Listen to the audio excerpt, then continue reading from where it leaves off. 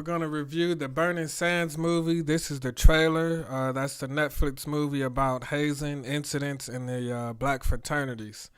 And first, let me say, if you have a child, a teenager, or a black male in college, please see if something like this is going on. This is pretty much slavery type abuse. This is very difficult to watch in a lot of parts. Nobody should be getting spit on, or there's a fine line between strict discipline and basically destroying someone's character, destroying someone's self-esteem. So I want to get that out the way. If you are in a fraternity and this stuff is going on, fight back, do something.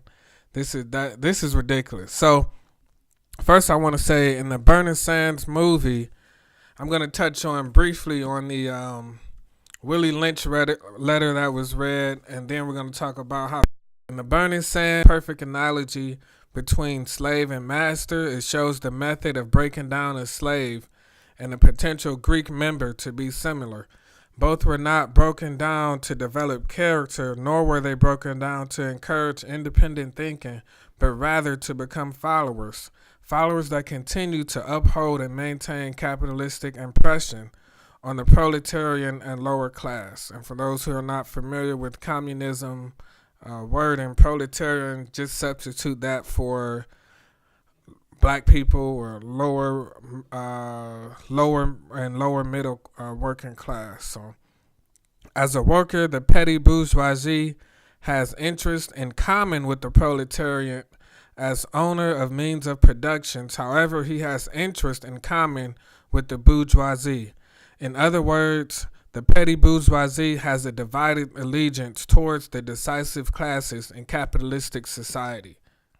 So basically, I'm going to touch on that in a second. So if you look at it, they read the Willie Lynch letter because subconsciously they're saying this is basically slavery, except we're doing it to ourselves. The same methods are there, and we're mistreating and beating ourselves just to assimilate into society. Because as I just read, there's the bourgeoisie and then there's the petty bourgeoisie. The petty bourgeoisie, you can say, is the boule and the fraternities and different people, black people particularly, who aspire to be bourgeoisie, who aspire to be, quote unquote, if you want to say the Illuminati or, high on the hierarchy of capitalism. These are the petty bourgeoisie.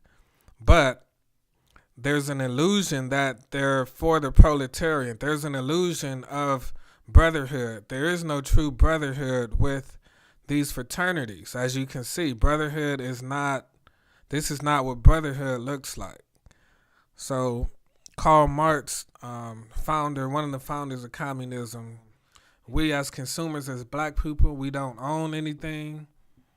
We're basically consumers. We don't own any industries or anything of that nature.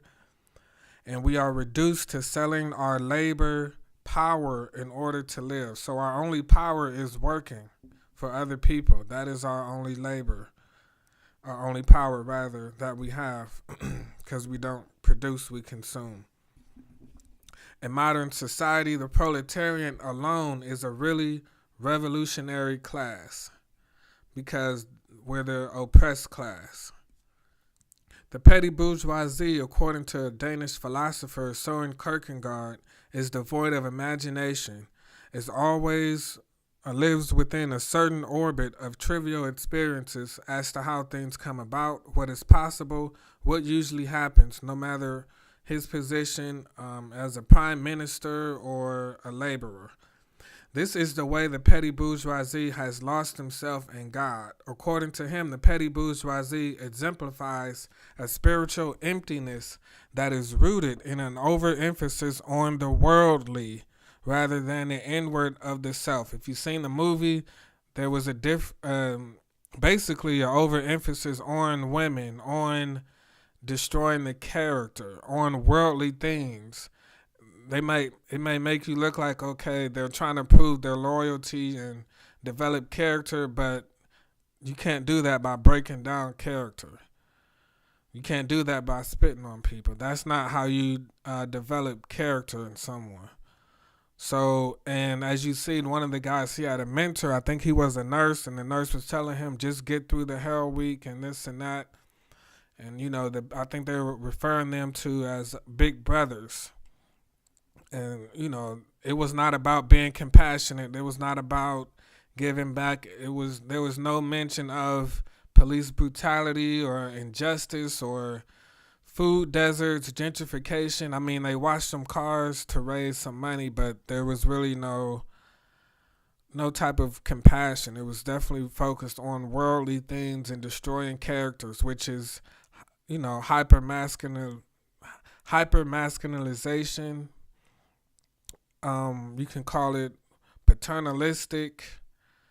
You can call it patriarchal. You can call it all those things, which are basically major themes of the movie. Also, definitely patriarchy and masculinity. I mean, but that's the obvious. But the big picture I want to focus on is the aspire, basically us aspiring to be a part of something that doesn't benefit us. See, petty bourgeoisie socialism does not have an objective interest in the overthrow of the bourgeoisie. These guys, they want their position, but they're not trying to create real change or real brotherhood that's sustainable, that is in objection to the system of white supremacy. So they do not have an objective interest in the overthrow of the bourgeoisie and the taking over of power by the proletarian, meaning they don't really want to see the lower class, or as they would say the locals or people that are not enrolled in college and different things like that. I don't even think this movie had anybody that wasn't enrolled in college. So therefore, the petite or petty bourgeoisie socialists, to the extent that they are successful in competition with the other bourgeoisie and petite bourgeoisie parties, will seek to mediate an arrangement between the bourgeoisie and the proletariat, according to which there is an improvement in the economic and social level that they're for the working class and poor people. They might do little charity events and do little things here and there, but you don't see them basically marching, protesting on the front lines of social change.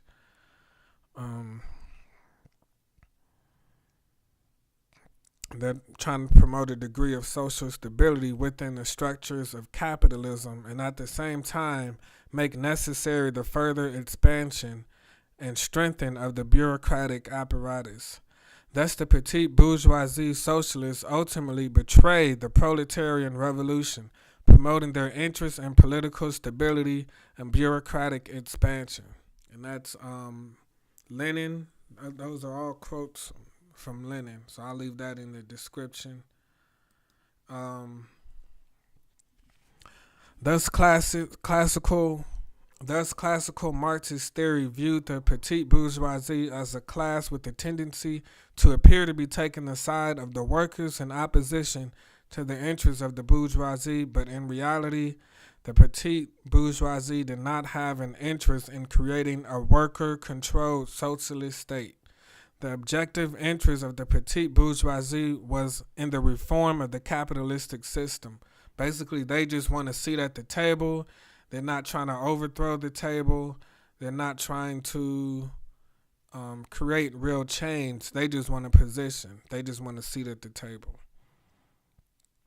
Improve the standard of living of the workers and peasants, and thus providing the foundation for political stability.